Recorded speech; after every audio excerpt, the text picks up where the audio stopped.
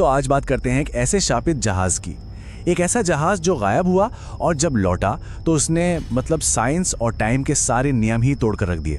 जरा सोचिए, क्या हो अगर कोई जहाज वक्त को ही धोखा दे जाए। चलिए एमएस ओशियनिक ग्लोरी के इस गहरे राज की तह तक चलते हैं। ये कहानी शुरू होती है जहाज के कैप्टन आर्थर ब्लैक के बड़े ही घमंड से भरे शब्दों से। अपना सफर शुरू करने से ठीक पहले उन्होंने कहा था, दुनिया का कोई भी तूफान, चाहे वो खुद भगवान ही क्यों ना भेज दें, मेरे इस जहाज को डुबा नहीं सकता। बेचारे, उन्हें क्या पता था कि उनकी लड़ाई तूफान से नहीं बल्कि खुद वक्त से होने वाली थी। वेलकम टू एक्सोयन स्टूडियो, जहां हर कहानी में छुपा है डर। तो बात है साल 1994 की। अटलांटिक स्टार कॉरपोरेशन ने मानो समंदर पर राज करने के लिए ही अपना सबसे शानदार जहाज पानी में उतारा था, एमएस ओशियनिक ग्लोरी। और ये सिर्फ कोई जहाज नहीं था, ये तो जैसे पानी पर तैरता हुआ एक महल था। और ये उसका पहला एक यादगार सफर होने वाला था। इसे इंजीनियरिंग का कमाल कहा जा रहा था। टाइटैनिक से भी ज्यादा सेफ एक ऐसा जहाज जो कभी डूब ही नहीं सकता। पर कहते हैं ना, किस्मत का लिखा कौन टाल सकता है। जहाज ने अपना सफर शुरू किया 13 नवंबर शुक्रवार के दिन, और नाविकों की दुनिया में इस तारीख और दिन को हमेशा से ही अशुभ माना जाता रहा है। न्यूयॉर्क से इंग्लैंड के इस सफर पर कुल 400 लोग थे, 150 क्रू के लोग और 250 वीआईपी मेहमान जो बस एक शानदार छुट्टी के सपने देख रहे थे। और सच में शुरुआत के 3 दिन बिल्कुल सपनों जैसे थे। समंदर एकदम शांत, जहाज फुल स्पीड पर अपनी मंजिल की ओर, और डाइनिंग हॉल में वाह शानदार पार्टियां चल रही थीं।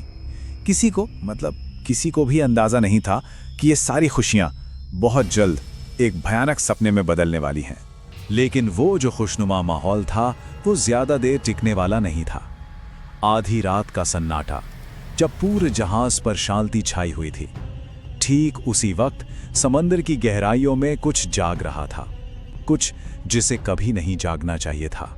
घड़ी में वक्त था रात के ठीक 2:15, और यही वो पल था जब इस जहाज की किस्मत पर हमेशा के लिए ताला लग गया।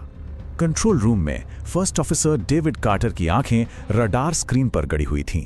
उनके चेहरे पर हवाइयां उड़ रही थीं। क्यों? क्योंकि रडार पर जहाज के ठीक नीचे एक बहुत ही बड़ी चीज दिख रही थी। नहीं, ये कोई व्हेल या सबमरीन नहीं थी। ये जो भी था वो जहाज से भी कई गुना बड़ा था।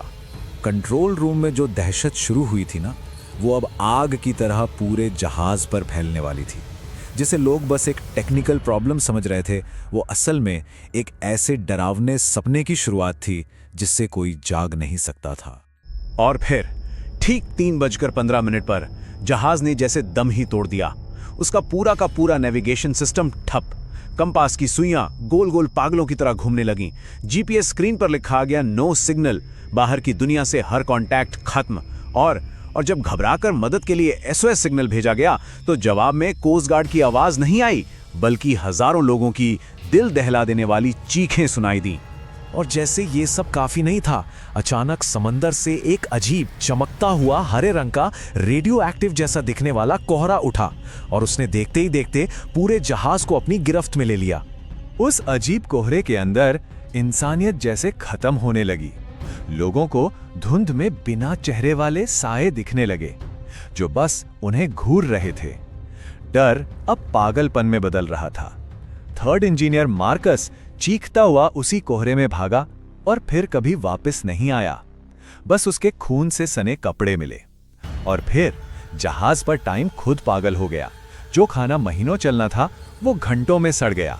लेकिन हैरानी की बात यह थी कि कच्चा मांस वो बिल्कुल ताजा था। लोग अभी इस खौफ से उबर भी नहीं पाए थे कि तभी जहाज को नीचे से एक जोरदार झटका लगा। ऐसा लगा जैसे समुंदर के नीचे से किसी दैत्य ने उसे अपनी मुट्ठी में पकड़कर हिला दिया हो। इस झटके से जहाज का निचला हिस्सा फट गया और अटलांटिक का बर्फीला ठंडा पानी तेजी से अंदर घुसने लगा। अब सिर्फ जहाज नहीं डूब रहा था, उसके साथ इंसानियत भी डूब रही थी। जहाज पर पूरी तरह से अफरा तफरी मच चुकी थी। ये बगावत का वक्त था और इसके ठीक बाद वो जहाज गायब हो गया।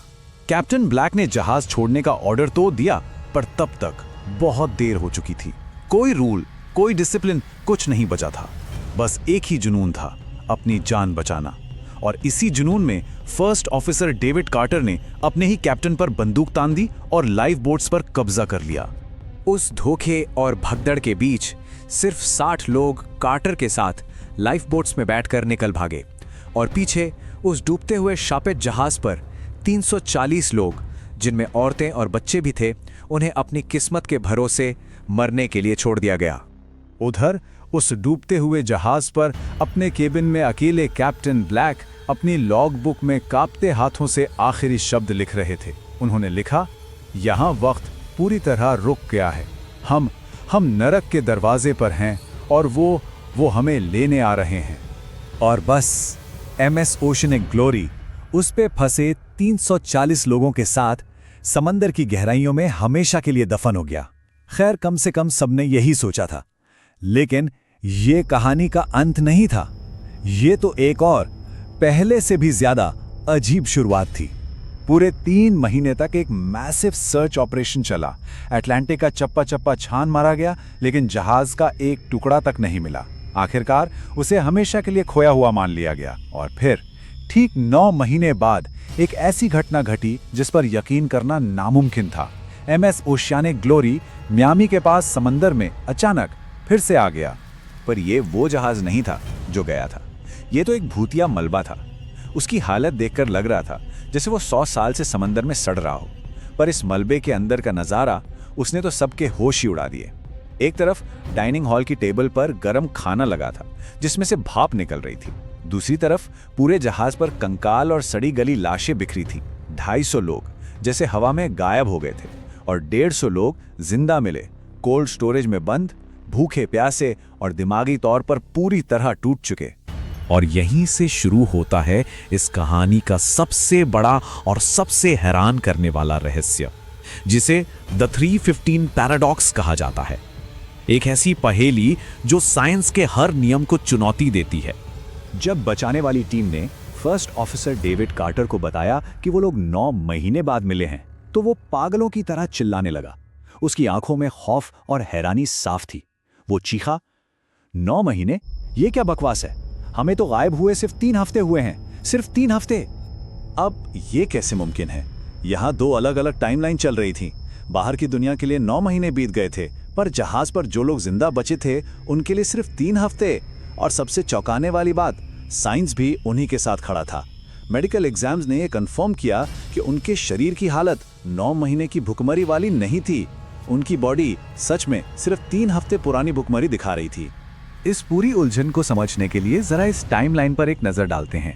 13 नवंबर 1994 जहाज न्यूयॉर्क से चला। 4 दिन बाद 17 नवंबर को वो हरे कोहरे में गायब हो गया। फिर पूरे 9 महीने बाद 10 अगस्त 1995 को वो मियामी के पास मिला। और कहानी में एक और ट्विस्ट, साल 2000 में कैप्टन ब्लैक, जो उस जहाज पर मिले ही नहीं थे, वो इंग्लैंड के एक पागल खाने में मिले और वो बस एक ही तारीख रट रहे थे, 17 नवंबर 1994। और ये हमें इस कहानी के सबसे बड़े अनसुलझे सवाल पर लाकर छोड़ देता है। अगर जहाज पर बचे लोगों ने सिर्फ 3 हफ्ते गुजारे थे, तो बाकी के 8 महीने और 1 हफ्ते MS ओशिनिक ग्लोरी आखिर था कहाँ? क्या वो किसी दूसरी दुनिया में, किसी और डायमेंशन में, या फिर वक्त में ही कहीं खो गया था? क्या समंदर की गहराइयों में सच में कोई ऐसी ताकत है जो वक्त के साथ खेल सकती है? इसका जवाब शायद हमेशा के लिए एक राज ही रहेगा। और ऐसी ही डरावनी कहानियों के लिए ज़ोयन स्टूडियो को सब्सक्राइब जरूर करो।